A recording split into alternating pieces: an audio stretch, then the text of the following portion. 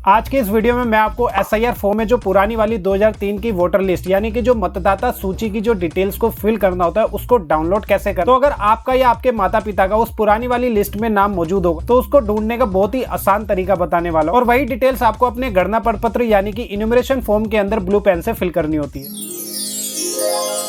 तो पुरानी वाली वोटर लिस्ट के लिए अपने मोबाइल या लैपटॉप से इलेक्शन कमीशन ऑफ इंडिया की ऑफिशियल साइट पे आना है, जिसका डायरेक्ट लिंक नीचे डिस्क्रिप्शन में भी दे दिया है। फिर यहाँ एसआईआर 2026 के नीचे फिल इन्यूमरेशन फॉर्म का ऑप्शन मिलेगा, जहाँ से आप ऑनलाइन ही अपने गणना प्रपत्र यानी इन्यूमरेशन फॉर्म को भर सकते हैं। लेकिन इसके लिए वोटर आईडी में आपका मोबाइल नंबर रजिस्टर होना चाहिए और साथ ही आधार और वोटर आईडी में सारी डिटेल्स सेम होनी चाहिए। और अगर ऐसा ना हो तो फिर आपको इस तरह का जो फिजिकल फॉर्म मिला होगा उसे ब्लू पेन से ही भर के बीएलओ को सबमिट करना होगा। और इस वीडियो का लिंक भी आपको डिस्क्रिप्शन और पिन कमेंट दोनों जगह दे दिया है। लेकिन उससे पहले 2003 की पुरानी वाली वोटर लिस्ट में अपना नाम ढूंढना होगा, जिसके लिए यहाँ search your name in last SIR पे क्लिक करना है। अब यहाँ स्टेट वाले ऑप्शन को बहुत ही ध्यान से समझना। इसमें आपने उस राज्य को सेलेक्ट करना है जहाँ 2003 में आप रहते थे, मतलब जब लास्ट एसआईआर हुआ था। तो अगर अभी आप मध्य प्रदेश में रहते हैं लेकिन 2003 में पहले आप उत्तर प्रदेश में रहते थे तो यहाँ स्टेट में आपको उत्तर प्रदेश को ही सेलेक्ट करना होगा। ऐसे ही अगर कोई महिला शादीशुदा है तो उनको भी अपना नाम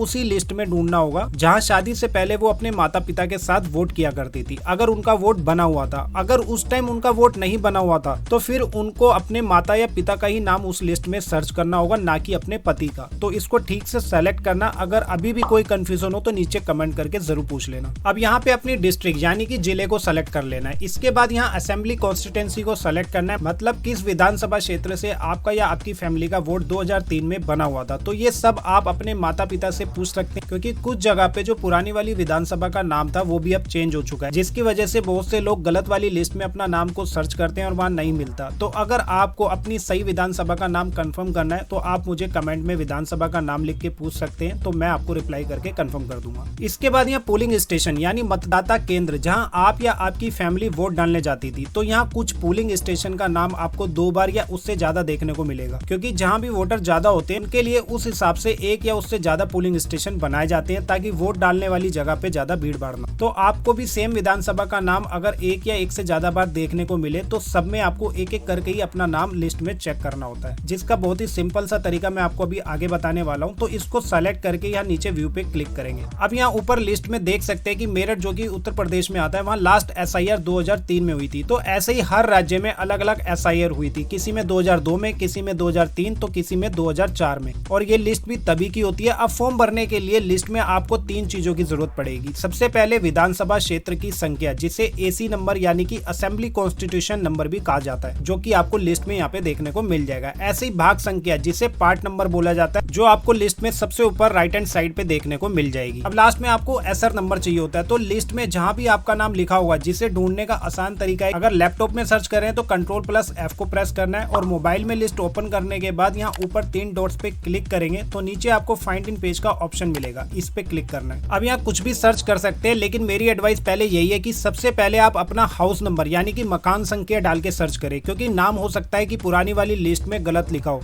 लेकिन मकान संख्या हमेशा सेम रहती है। तो अगर जो भी आप सर्च कर रहे हैं और इस पेज में अवेलेबल होगा तो इस तरह से हाईलाइट हो जाएगा। और अगर लिस्ट में ऐसा कुछ नहीं लिखा होगा तो यहाँ 00 लिखा हुआ आ जाएगा। तो फिर आपको नेक्स्ट लिस्ट में जाके ऐसे ही सर्च करना है। तो अपने हिसाब से जो भी आपको आसान लगे, मकान संख्या या नाम, उसको सर्च करें, इससे आपका काफी टाइम सेव हो जाएगा। अब इस लिस्ट में जहाँ पे भी आपका नाम मिल जाएगा उसके आगे क्रम संख्या लिखी होती है, जिसे सीरियल नंबर कहा जाता है, और वही फॉर्म में भरनी होती है। और बाकी की जरूरी डिटेल्स भी आपको यहीं पे मिल जाएगी, जैसे संबंध मतलब रिलेशनशिप, जैसे वोटर आईडी में पिता या पति का नाम, तो यहाँ पे पी का मतलब पिता यानी फादर लिखना होगा। ऐसे ही पा का मतलब पति, तो हस्बैंड लिखना होगा। इसके बाद उसी रिलेशनशिप का यानी कि पिता या पति का नाम लिखा होगा। और अगर यहाँ पे उनका एपिक नंबर यानी कि वोटर आईडी कार्ड नंबर लिखा होगा तभी फॉर्म में फिल करना है, वरना इसको ब्लैंक छोड़ सकते हैं। और अगर आपका खुद का नाम या आपके संबंधी यानी माता पिता का नाम भी पुरानी वाली एसआईआर लिस्ट में नहीं मिलता तो आप फॉर्म में ये दोनों बॉक्स को ही ब्लैंक छोड़ सकते हैं और नीचे अपने साइन करके बीएलओ को सबमिट कर देना। तो बाद में अगर कोई डॉक्यूमेंट लेना आपसे जरूरी होगा तो आपसे मांग लिया जाएगा। तो फॉर्म में अगर अभी भी कोई कंफ्यूजन हो तो नीचे कमेंट करके पूछ लेना, और वीडियो को लाइक और चैनल को सब्सक्राइब करना ना भूलें।